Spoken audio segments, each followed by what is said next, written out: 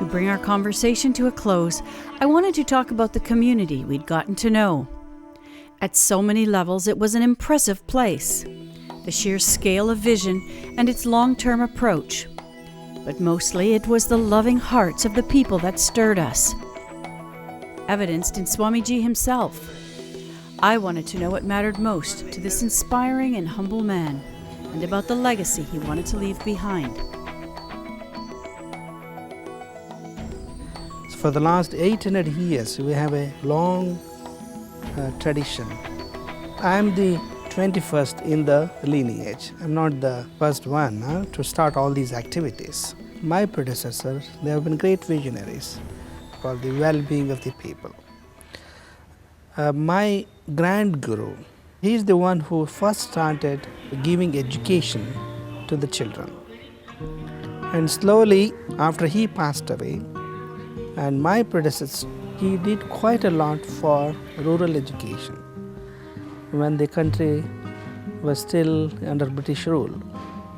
And now we have the constitution not to discriminate between untouchables and people of higher caste. But during those times when there was no constitution, democratic setup, at that time my predecessor, he in the hostel and the school here, he gave education to all children irrespective of caste, community and creed. In fact, there were protests from his own disciples not to sit the students of our community with the students of other community. And he said, no, why to distinguish these children? Yeah? So he made them sit together, dine together. Something unimaginable during those days, even now. And I'm carrying on further, whatever he did in his lifetime. And we don't discriminate any student based on birth, caste or creed. So all are equal. And we do show respect to their tradition. The students here usually, as per our tradition, apply vibhuti, the sacred ash on their forehead. The usual custom, all Shaiva devotees, they apply the sacred ash on the forehead. One day, one Muslim boy who was an inmate in the hostel, he came running to me, appealing to me, Swamiji, the warden didn't give me food today. I was surprised. What happened? I'm a Muslim, but the warden has made a rule, unless I apply the sacred ash on my forehead, he's not going to give food. It was very painful to me. And I said, I know you are a Muslim. Do you know in your tradition, you have to offer prayers for 5 times a day? Yes, I know. Then if you promise me that you are going to offer prayers 5 times a day as per your tradition, so I will direct the warden to not to bother you and to apply the sacred ash. And I instructed the warden so, and asked him to supervise whether he is doing namaz or not. That's very wise. That's a wise answer. I like that. That's very interesting. We have been doing not only the field of education, but also to uplift the people in different walks of life. The matter is very much related to the community, to the people. It's not something isolated from the society.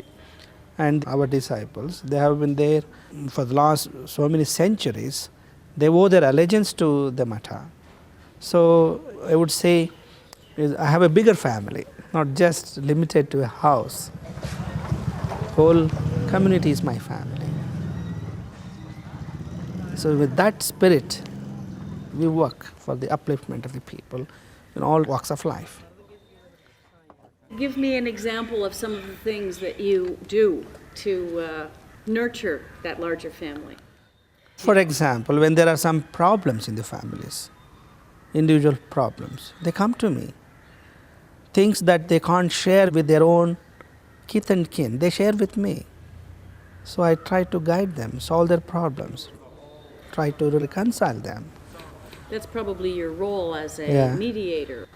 Yeah, they won't look at me as a judge.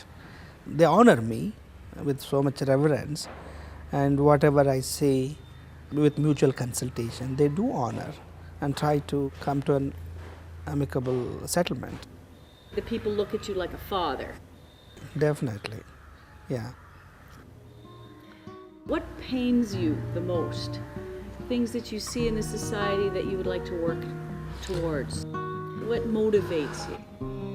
What pains me very much is the family relationship is getting disintegrated these days with modern education. I can't blame the education, the upbringing, modern upbringing.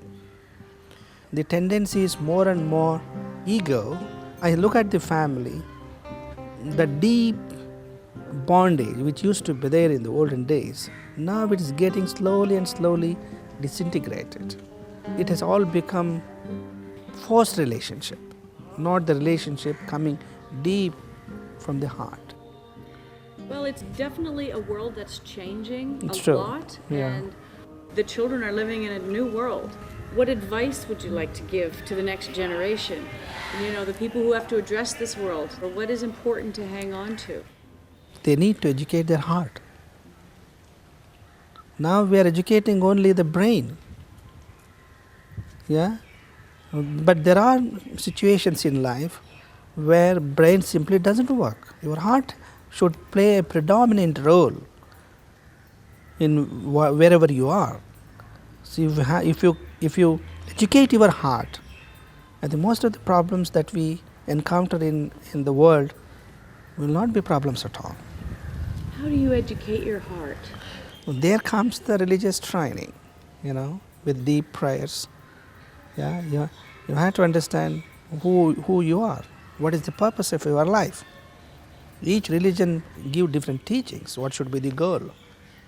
But the real concern is how to live on this earth.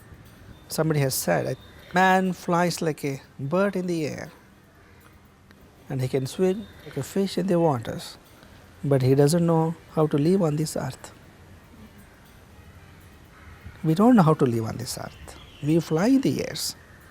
Of course, it is a wonderful achievement to fly like a bird in the air, but that is a scientific achievement. Yeah, but how to live on this earth, that is more important. You're talking about living on the earth. The communities have made a big commitment to that. Yeah. The tree planting. Yes. Is it true that you give a packet of Yes, seeds yes, to everyone yes, who comes for yes. a blessing? Sometimes I give them saplings. What do they do with the seeds? They grow it. If I give a seed to our disciples, it's like mother giving food to the child. If somebody else, an officer, gives seeds to the people, it's like, in the hotel, anybody serves the food. You don't have that love and affection. So when I give them, so they take it with so much reverence and deep feelings. Why do you do that? Because people have become so selfish. They reap the fruits of seeds planted by people in the olden times. But what is your contribution? There is a saying in a proverb in Sanskrit. People want to enjoy the fruits, but they don't want to do good deeds. They want to reap the benefits, but they are not interested in doing the work that yields that fruit. What is your contribution to the world? It shows me such a long-term vision. Yeah. And that tree's going to take 20 years to grow up. Long term, but not just a tree as such. We do believe that even trees have got life. But along with the tree, the child grows. When I visit some families and I make the child commit, I call the child, not the parents. I call the child, would you promise me that you are going to pour water every day? And I have seen children growing up with the trees. And it's such a pleasure to see both grown together simultaneously. How does that tie into the spiritual world? In most of our Indian traditions, Buddha, for example, the enlightened Buddha, he got the enlightenment under a tree. The trees don't eat their fruits themselves, they offer it. So that should be the lesson that we should learn from a tree. What's important for you to leave behind for this community? We have definitely a big legacy from the past. If we carry on that legacy, in a larger sense, so not just from my own tradition, all over the world, everywhere a person can learn. In every moment he can learn, provided he has that mind to learn. Up to a certain age, the child learns. Afterwards, loses that tendency. One should continue to learn till the last. I think that would be wonderful.